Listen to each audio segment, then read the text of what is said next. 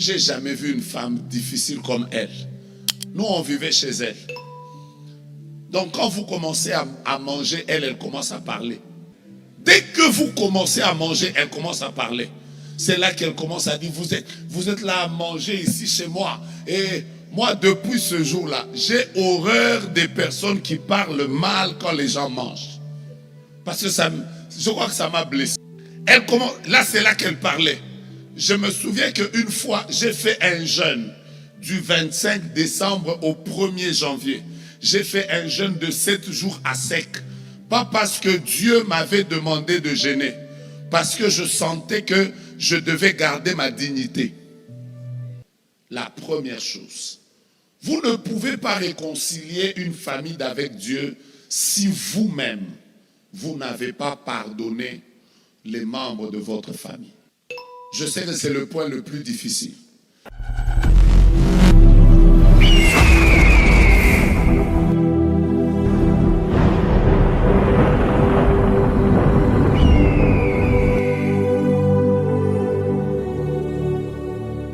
C'est trop. Vous savez, je répète la phrase que je vous ai dit le premier jour.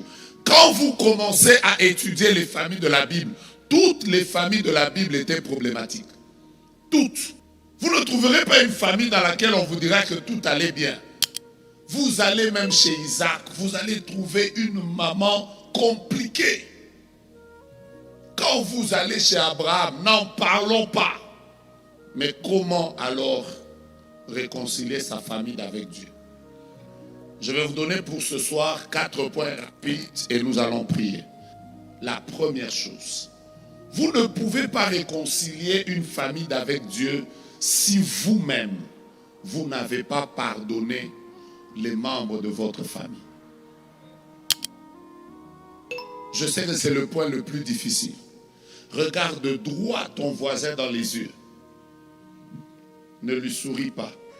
Dis-lui, voisin, tu dois pardonner. Pardonner.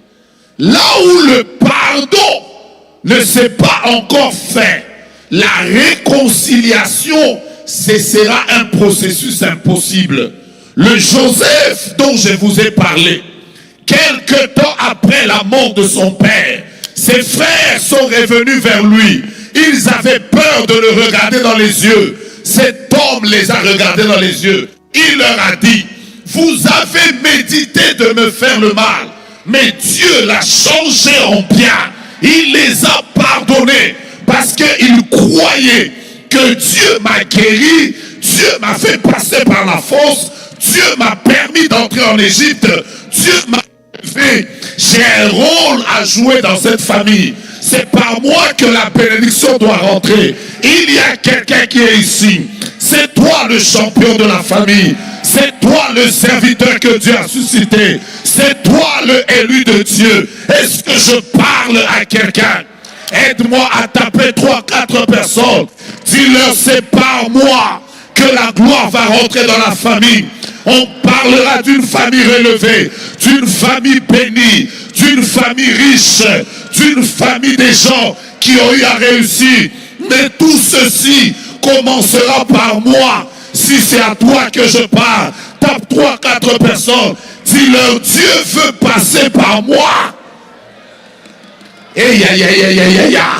Mon frère, joute à notre légèrement. Je dis encore à 3-4 personnes, Dieu veut passer par moi. Il faut que tu pardonnes. Pardonne ton père, pardonne ta mère, pardonne tes frères, pardonne tes soeurs, pardonne. Tu as vécu des choses ténébreuses, mais là maintenant, Dieu commence un travail de réconciliation. Et cette réconciliation, le bon, c'est toi. Si toi tu ne pardonnes pas, tu as fermé la porte. Vous savez, le problème avec le manque de pardon, le manque de pardon est une prison. Mais la particularité de la prison, c'est que la porte est fermée de l'intérieur. Vous êtes prisonnier, mais c'est vous en réalité qui avez fermé la porte. Il existe des prisons qu'on ne ferme que de l'intérieur. Si vous voulez sortir de cette prison, vous devez vous-même d'abord ouvrir la porte pour que vous commenciez le processus. Mais il y a des choses compliquées. Je vous parlais de moi. Je vous disais tout à l'heure que vous savez ce que Dieu a fait. Le Seigneur a fait qu'à un moment, je ne sais pas comment je vais vous expliquer ça. Mais à un moment, je me suis retrouvé, moi personnellement, être la plaque tournante des personnes dont les parents m'avaient fait voir de toutes les couleurs. Moi, j'ai vécu avec une belle-sœur. J'ai vécu avec une belle-sœur. J'ai jamais vu une femme difficile comme elle. Nous, on vivait chez elle. Donc, quand vous commencez à manger, elle commence à parler. Dès que vous commencez à manger, elle commence à parler. C'est là qu'elle commence à dire, vous êtes là à manger ici chez moi. Et moi, depuis ce jour-là, j'ai horreur des personnes qui parlent mal quand les gens mangent. Parce que je crois que ça m'a blessé. Là, c'est là qu'elle parlait. Je me souviens qu'une fois, j'ai fait un jeûne du 25 décembre au 1er janvier. J'ai fait un jeûne de 7 jours à sec. Pas parce que Dieu m'avait demandé de jeûner. Parce que je sentais que je devais garder ma dignité. Je répète. Donc, il était le 23, par là, 22-23 décembre. Elle a commencé à dire, votre famille des pauvres, vous allez venir grossir ici. Après, moi, je vais commencer à préparer pour vous. Vous venez prendre des jours dans ma maison. Le 25, vous avez ce jour-là, j'ai dit non, non. En tout cas, pour aujourd'hui, le 25 et le 1er, je ne mange pas. Mais comme je n'avais aucune raison, je lui ai dit, je suis à jeûne. Donc, je suis resté à jeûne pendant 7 jours. J'ai même vu des anges. Et alors que je fouillais l'insolence d'une femme. Je connais, moi, un prince à New York par cœur. C'est le 2 que je ne connais pas. Le 1, je connais par cœur. Vous savez pourquoi? J'ai suivi un prince à New York plus de 2000 fois. Je vivais dans sa maison et je dormais au salon. Et tous les jours de 22h à minuit, elle mettait un prince à New York.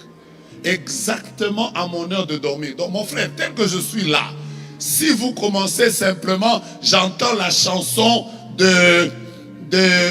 du prêtre de Zamunda qui est en train de rentrer pour aller chercher son fils, je te dirai. Donc je connais même quand il dit Altesse, ce n'est pas encore le temps. Je connais. Tu vois? Pourquoi je connais ça? Parce qu'elle m'a fait ça.